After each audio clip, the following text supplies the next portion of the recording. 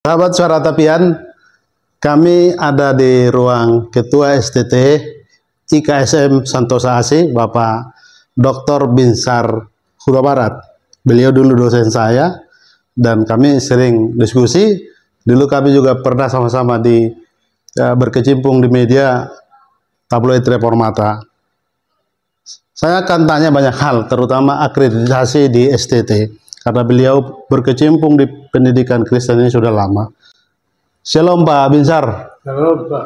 Terima kasih kesempatan yang diberi untuk Suara Tapian TV berbincang. Kami dengar Bapak baru menjabat Ketua STT IKSM Santosa AC ini. Bisa cerita latar belakang STT ini? Ya, sebenarnya STT ini kan sudah dibangun cukup lama. Oke. Dan kemudian juga awalnya bernama Institut Keguruan Santosa. Ya. Kemudian perguruan sekolah minggu. Kemudian karena peraturan, yaitu adanya jenis pendidikan institut harus 5 prodi, dan ini baru 4 prodi, maka dia berubah menjadi STT IKSM. Institut Keguruan Sekolah Minggu itu menjadi nama, jadi IKSM. Jadi STT IKSM Santosa. Dan setelah 24 tahun berdiri, maka kemudian dari pihak yayasan mengundang saya untuk meminta mengembangkan pendidikan tinggi ini untuk kembali menjadi institut dan kemudian menjadi universitas. Ke depan apa yang kira-kira akan dikembangkan untuk STT ini, Pak? Ya, memang STT ini pada awalnya memang banyak memberikan beasiswa kepada orang-orang yang tidak mampu. Untuk mereka bisa menikmati pendidikan sarjana. Biayanya sangat murah, kalau masuk di asrama, asramanya free, begitu ya. Dan kemudian juga uang kuliahnya yang di asrama juga free, hanya mereka mau makan. Dan kemudian ditanya bagaimana pengembangannya. Memang ketika saya ditawari untuk mengembangkan STT ini menjadi institut dan universitas, saya mengatakan memang STT ini harus berkembang, meningkatkan mutunya, dari jumlah prodi, dari juga perannya di tengah-tengah masyarakat untuk lebih luas, karena ini adalah sebuah pendidikan publik. Maka kemudian saya menawarkan bahwa bagaimana kalau seluruh karya kita atau pekerjaan kita di STT ini dibangun dengan sebuah kesadaran akreditasi. Dan dengan demikian maka STT ini akan bisa terus meningkatkan mutunya dengan jelas, karena di dalam standar akreditasi itu kan sangat jelas, bahkan poin-poinnya pun sangat jelas bagaimana sebuah sekolah tinggi ataupun institut atau universitas itu program studinya juga itu mendapatkan standar-standar unggul, itu sangat jelas. Maka dengan demikian kalau kita ingin membangun program studi unggul, membangun institusi unggul, maka kita harus membangun sebuah kesadaran akreditasi kepada setiap pimpinan maupun juga kepada para dosen. Jadi setiap rapat-rapat kita sekarang tidak lagi mengadakan rapat tanpa kesalahan akreditasi. Artinya tidak ada rapat kita yang tidak ada dalam 9 standar itu. Saya lebih fokus ke akreditasi itu. Kami dengar dan kami tahu Pak Binsar juga asesor di bidang pendidikan teologi ya. Ceritakan Pak, sebenarnya ini kan problem yang sangat banyak dan lama di STT, karena tidak semua STT kita, sekolah tinggi teologi kita itu terakreditasi. Apa masalahnya dan apa problemnya agak sulit untuk mendapat akreditasi itu? Ya, akreditasi itu kan audit mutu eksternal. Itu artinya sesuatu yang sebenarnya menguntungkan untuk STT. Setelah dia mengadakan audit mutu internal, kemudian dia melihat perbandingan audit mutu eksternal, dan kemudian STT itu bisa mendapat pijakan bagaimana mengembangkan mutunya. Jadi sebenarnya akreditasi itu tidak perlu ditakuti, justru disyukuri, karena kita mendapatkan tawaran bagaimana membandingkan hasil daripada audit mutu internal dari sebuah pendidikan tinggi itu dengan audit mutu eksternal yang dilakukan oleh para asesor yang terlatih begitu. Dan saya adalah asesor akreditasi dari Lembaga Akreditasi Mandiri Kependidikan. Dan sekarang juga menjadi evaluator untuk program studi baru yang di Dirjen Bimas Kristen. Apa yang membuat begitu sulitnya? Atau memang ada oknum, atau memang ya kesulitan internal hanya di pihak STTK, atau ada di Bimas Kristen dalam hal ini yang terkonek untuk membimbing atau memberi arahan untuk STT begitu? Saya memang kedua-duanya gitu. Baik dari pemerintah juga biasanya memang di Indonesia ini kan pada umumnya ada kebijakan, tapi sosialisasi kebijakannya lemah. Sehingga akhirnya target dari kebijakan tidak tercapai. Kemudian dari pendidikan tinggi itu sendiri seringkali secara khusus STT kalau ditanya mengenai kebijakan mereka nggak tahu. Bagaimana bisa menjalankan sebuah pendidikan, kebijakan publiknya tidak dipahami tentang pendidikan. Ini kan persoalan. Maka ketika mereka bicara akreditasi, yang mereka yang dengarkan isu-isu ataupun isu dari STT yang mengalami problem, yang akhirnya kemudian ya menjadi perbincangan gitu. Sebenarnya bukan menjadi solusi. Jadi menurut saya audit mutu eksternal itu tidak ada yang ditakuti, bahkan sesuatu yang menolong. Isu-isu misalnya STT akan beberapa ditutup itu apa sebenarnya membuatnya? Menurut saya sebenarnya tidak ada STT yang ditutup sebenarnya. Karena apa? Karena dari 2013 itu STT itu kan tadinya awalnya tidak punya izin institusi.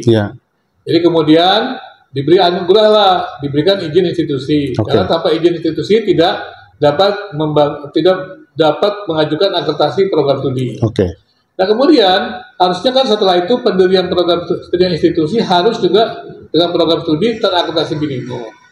Jadi tidak ada pendidikan tinggi yang menerima mahasiswa yang tidak terakreditasi. Tetapi kemudian ada STT yang mendapatkan izin institusinya tadi begitu lama, tapi kemudian tidak mengurus akreditasinya. Apalagi pada awalnya memang sebagian mengurus akreditasi program studi, tapi institusinya tidak diurus. Berarti kan sudah belasan tahun itu, kenapa tidak diurus? Pertanyaannya kan gitu. Nah kemudian yang lebih parah lagi ada sudah institusinya tidak diurus akreditasinya, bahkan program studinya juga tidak ada. Harusnya kan kalau program studi itu tidak terakreditasi, maka institusi itu sebenarnya kan mati kalau melihat dari aturan itu, dari aturan yang 2013. Tetapi herannya masih ada sampai sekarang ini misalnya gitu. Saya juga nggak tahu bagaimana.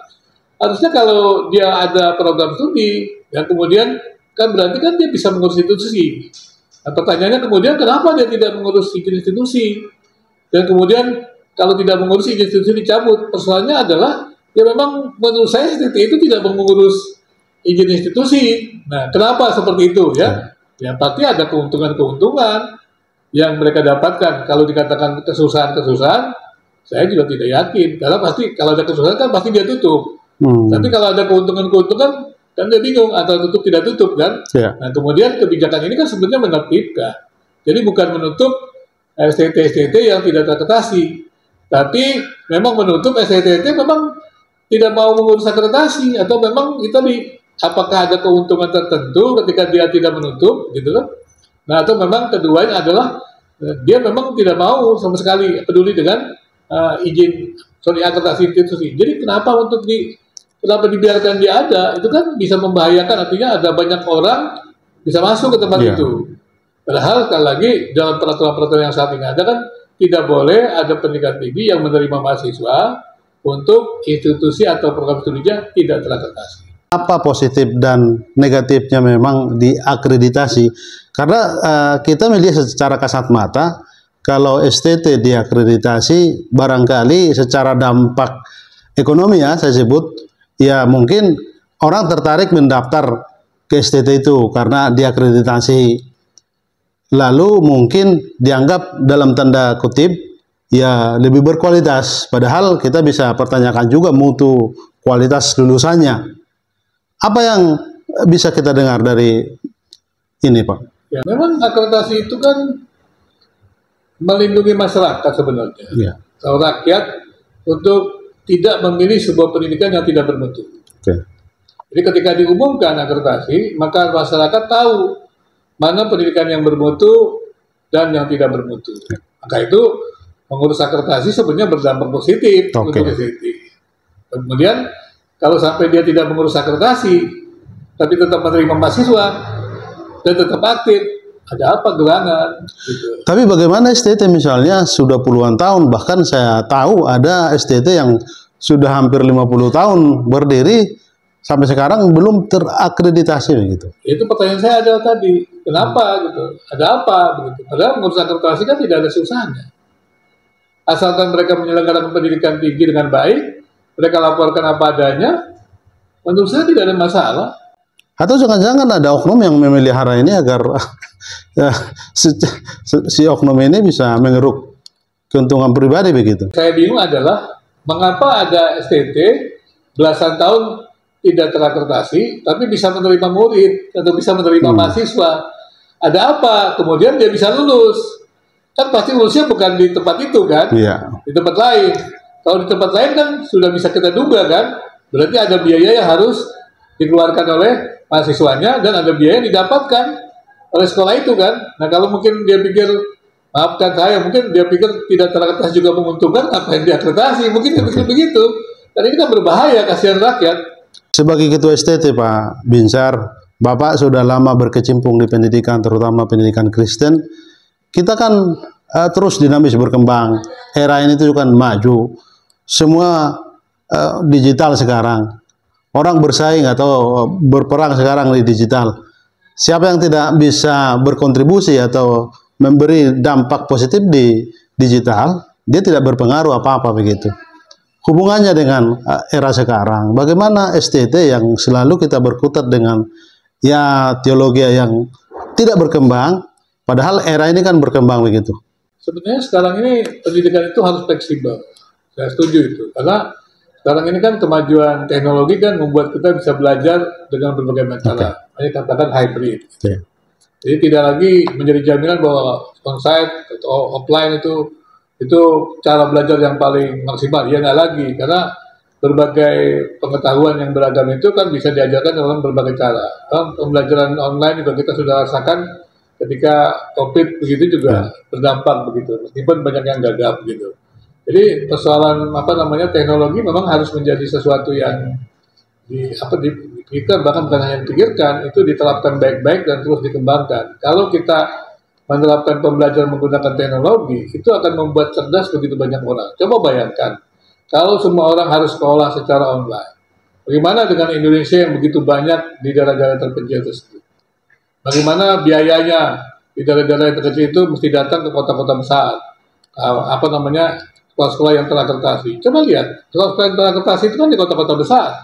Nah, berarti mereka semua akan berpindah ke kota-kota besar itu. Nah, bagaimana pemajuan daripada desa-desa itu sendiri? Maka penerapan teknologi itu penting. Menurut saya pendidikan jarak jauh itu sekarang ini sudah ada ya. Studi teologi juga diajukan ada izin prodi pendidikan jarak jauh.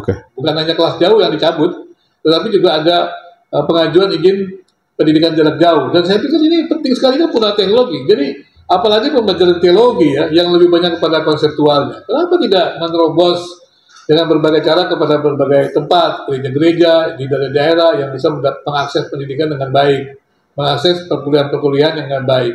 Dan kalau mereka bisa mengakses pendidikan tinggi teologi dengan baik, saya pikir itu sangat baik sekali. Saya setuju ya bahwa pendidikan tinggi teologi itu merupakan institusi yang paling tercepat membuat perubahan. Dan untuk meningkatkan SDM Kristen secara cepat, kesejahteraan, kemampuan masyarakat Kristen untuk bisa memahami kebenaran, gitu, hidup dalam sebagai seorang Kristen, nah institusi pendidikan tinggi merupakan institusi tercepat yang bisa mendorong. Barangkali Bapak bisa berbagi, karena Bapak kami tahu orang yang sangat idealis dalam pendidikan ini, gusar melihat kondisi pendidikan Kristen. Kira-kira apa pesannya, terutama ingin diniatkan dilakukan di Santosasi? Pertama sebenarnya saya ini kan sedang mempromosikan integrasi pendidikan tinggi dengan pendidikan di gereja, begitu ya. Tujuannya adalah supaya pengetahuan teologi itu bisa menjadi tersebar dengan cepat. Dan tentunya dengan demikian, maka diperlukan adalah tenaga-tenaga yang cukup baik sebenarnya, harusnya seperti itu. Dan kita membuat pelatihan-pelatihan yang cukup baik juga. Nah, di sini persoalannya adalah untuk kita bagaimana kita terus ya mengawasi ya program-program pendidikan kita itu bukan hanya yang diadakan secara offline gitu ataupun onsite begitu, tapi juga mengembangkan pendidikan-pendidikan yang jarak jauh, karena terbukanya pemberitaan dari kelas jauh, kemudian juga nantinya juga pendidikan jarak jauh begitu yang sudah dibuka, tentunya dengan persyaratan-persyaratan kita akan berusaha untuk menggunakan semua fasilitas yang diberikan pemerintah itu untuk memaksimalkan pendidikan ini, karena kita tidak bisa lagi membangun sebuah pendidikan tanpa kolaborasi. Jadi saya akan berusaha berkolaborasi dengan banyak mitra. Tidak ada pendidikan tinggi teologi yang punya segalanya. Jadi kita juga bekerja sama dengan asosiasi, dan kebetulan saya juga menjadi ketua umum dari asosiasi ya, program studi ilmu keagamaan, dan kita juga berusaha bekerja sama dengan banyak mitra pendidikan tinggi di kota maupun di daerah, sehingga kita bisa memiliki banyak tenaga yang baik, bahkan punya banyak tenaga-tenaga yang terampil, dan itu kan kemudian kita kembangkan. Kemudian kita tidak lagi memikirkan bahwa orang sekadar lulus, menyelesaikan mata kuliah, tapi kompetensi apa yang mereka dapatkan. Kalau mereka lulus dari STT IKSM, yang perlu saya tanyakan adalah mereka bisa apa dalam pelayanan. Maka itu nanti kalau orang itu adalah kemampuannya di akademik, ya nanti mereka akan disalurkan kepada hal yang sifatnya akademik. Tapi kalau mereka itu orangnya ada kemampuan keterampilan, maka workshop, pelatihan-pelatihan itu akan menjadi bagian dari dia, sehingga ketika dia keluar dia punya kompetensi yang dia bisa melayani, dia bisa bekerja, tidak sekedar dia punya ijazah begitu. Baik, terima kasih Pak Binsar atas kesempatannya. Demikian sahabat Suara Tapian TV, bincang-bincang kami dengan Dr. Binsar Huta Barat, Ketua STT IKSM Santosa ASI. Terima kasih.